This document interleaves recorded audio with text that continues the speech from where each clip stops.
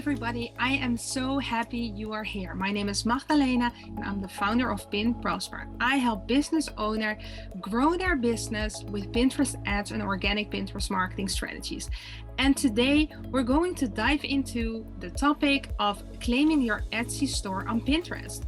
And there has been a change recently because there has been a disappearance of the Etsy button where you can claim on all the websites and your YouTube channel and your Instagram channel, for example. And I want to take a moment to look into what does this actually mean for your Pinterest marketing strategies, and can you work around the issues that it will create for your Pinterest marketing.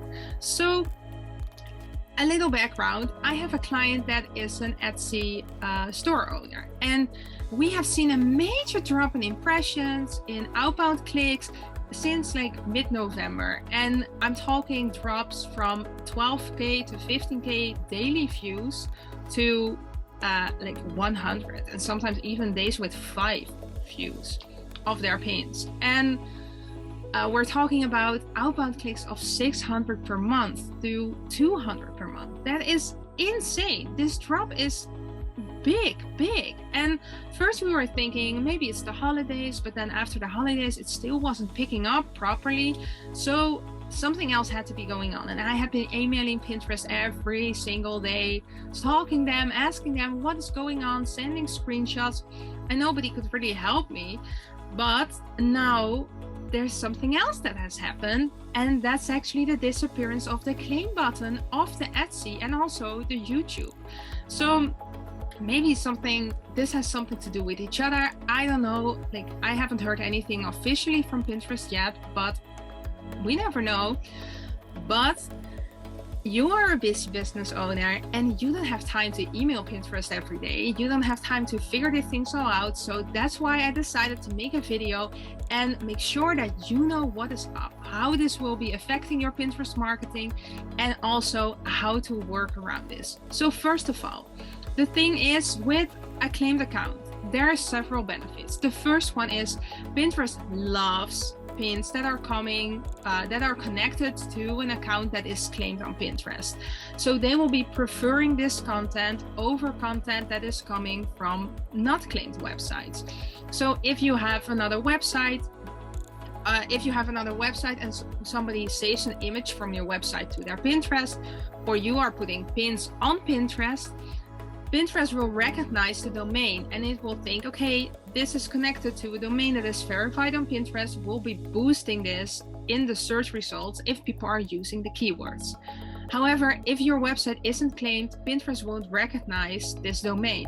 So this is a little setback, and it will take a little longer for your pins to rank. So it does really have an impact. But we'll talk about the workaround after this. So the second thing that is really important is to understand is that Pinterest will no longer track the analytics specifically to your domain. So before this happened, you could go into your Pinterest analytics and go look for every domain that you had claimed, how many outbound clicks did you have, how many saves did you get, and everything that was related to this domain. And this will no longer be the case because your Etsy account is no longer a claimed domain. So this means that you will have to approach your Pinterest analytics in a slightly different way, but we can still work around this. The third thing is that if you added a new product on your Etsy store, you would automatically get a product pin on your Pinterest. So once you added a new product on your Etsy, Pinterest would automatically create a product pin of your product and put it out on Pinterest. This was the connection between Etsy and Pinterest. And even though you were not able to create a catalog in this way, it would still help you because it would automatically, every product you had in your Etsy store would be on Pinterest as well, without you having to do any extra effort. And right now, if you want those extra products on your account, you want to make sure that you are either adding them manually or you have to create a manual catalog. So you have to do a little bit of extra work now. So these are the 3 biggest issues that are coming up with not having a claimed Etsy account anymore. So How can we work around this? So first of all, you want to make sure now more than ever that you are promoting your pins with the right keywords and that you are really having a clear content calendar, so you have a good understanding of what pins to pin at what moment, so they get time to rank and they will be ranking high at the right moments. And this is more important than ever since you don't have a claimed domain. So you really want to make sure that you are giving those pins extra time to rank, because they will be ranking slower than a pin that is coming or is connected to a claimed domain.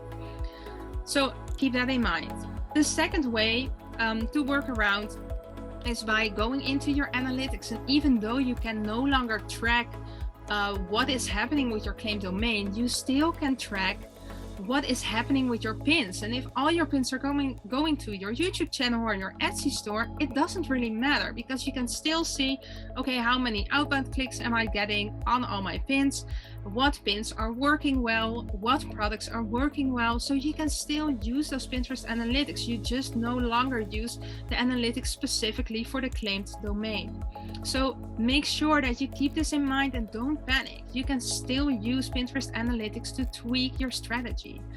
And the last thing that you could try is adding UTM codes. And this is really powerful. And if you are not familiar with UTM codes, I will make sure to make a video very soon to explain how UTM codes work. If you are familiar with them, what I sometimes do is every pin gets a basic UTM code, and it will just give this extra layer of tracking more thorough than you would without the UTM code. So that will be my recommendation, because the UTM code can also be tracked back in Google Analytics, and you won't be relying solely on the Pinterest analytics. And that can be actually really helpful in this case. So if all these analytics are spinning your head and you need a little more guidance in understanding how to use it, make sure that you drop a comment below. I have a Pinterest guide, a Pinterest analytics guide, and I made it specifically to understand how to use the Pinterest analytics to tweak your strategy. And it will save you hours of work, hours of trying to figure things out, because I will take you step by step through what analytics are important and how to understand, okay, when I'm creating my next batch of pins, how am I going to decide what content to pin, what pins to create, and what keywords to use. So let's make sure that Pinterest is doing the heavy lifting for you. I'll make sure to drop the guide below, and make sure to grab it. And if you have any questions, you can comment below, because I am here for you. See you soon. Bye bye.